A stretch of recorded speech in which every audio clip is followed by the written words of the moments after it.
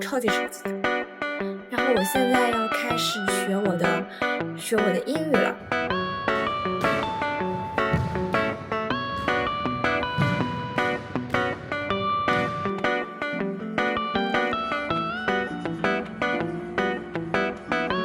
多爱你。这对老夫妻呢相濡以沫，生活了50多年。那丈夫死后，这个拍个视频，我能把那个给它截下来。哇，真好看的一个。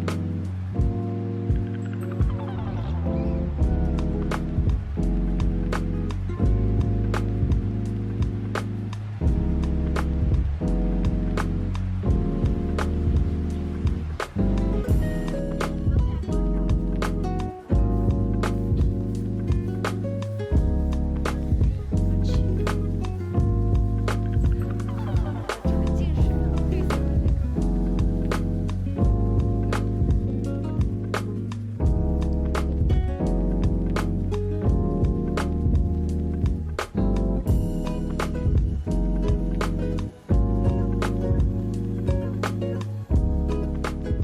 地上了是不是啊？得先削一个荷香了。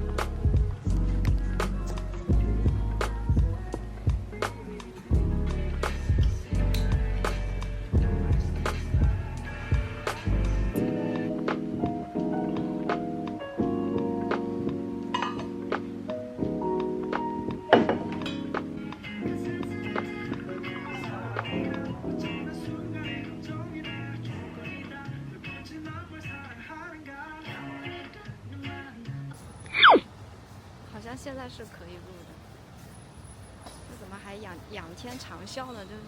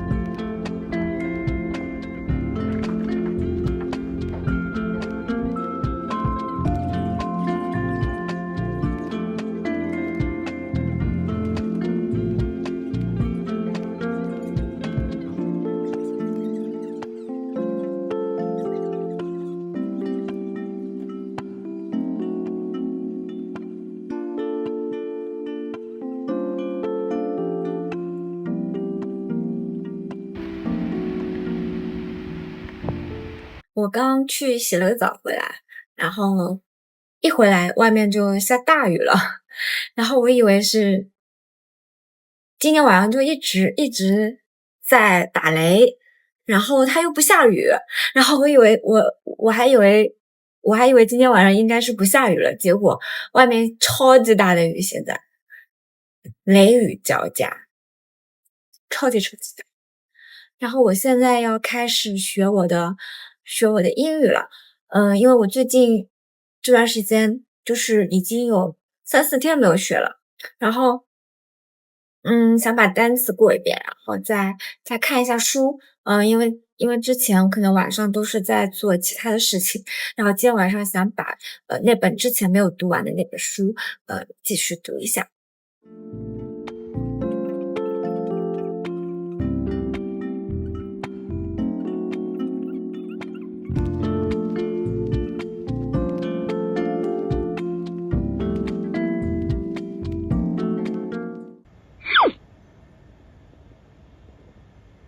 他们有些萧山飞。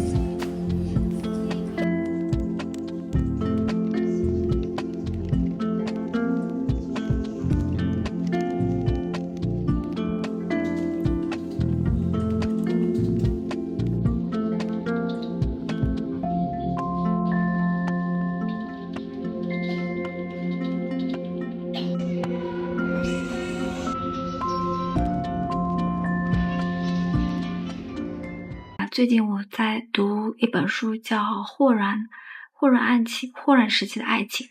然后呢，它这本书呢是，作者是这个哥伦比亚的作家，叫马尔克斯。然后这个作者呢，就是《百年孤独》的这个作者。然后呢，我在看这本书的时候，其实感触还是蛮深的。因为我刚开始的时候，其实看这个《百年孤独》的时候，我也是，就分了好几次看吧。然后，他这本书呢是讲一个，他的小说有2条副线，一个是阿里塞跟费尔米娜的爱情故事，那副线呢是费尔米娜和乌尔比诺的，他的传统的一个婚姻，然后呢，他其实这个故事呢是采取一个倒叙的手法，就是81岁的他这个名医乌尔比诺，他从机子上摔落的时候，他临死的时候跟他的妻子就是费尔米娜，他说了一句，他说只有上帝知道我有多爱你。这对老夫妻呢相濡以沫，生活了50多年。那丈夫死后，这个，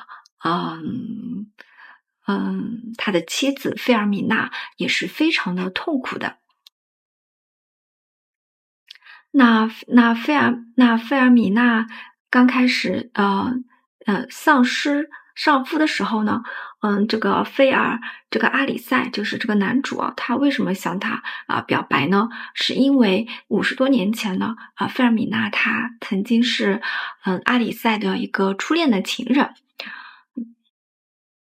那这个故事呢，也是回到了他之前的，就是他是一个采取一个倒叙的手法嘛，然后就回到了他之前的就是故事的情节。有一句话我印象还是蛮深刻的，就是乌尔比诺他曾经说了一句话，就是对于对恩爱的夫妻，最重要的不是幸福，而是稳定。那说明呢，在他俩的这段关系里面呢，他2个人是彼此包容对方的。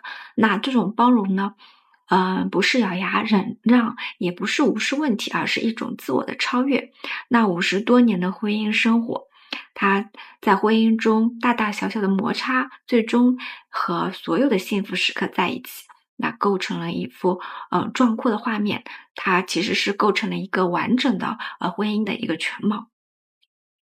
其实在这本书里面，乌尔比诺跟费尔米娜的身上呢，我们可以看到一个世俗的爱，那也是一个千千万万普通的夫妻的一个缩影。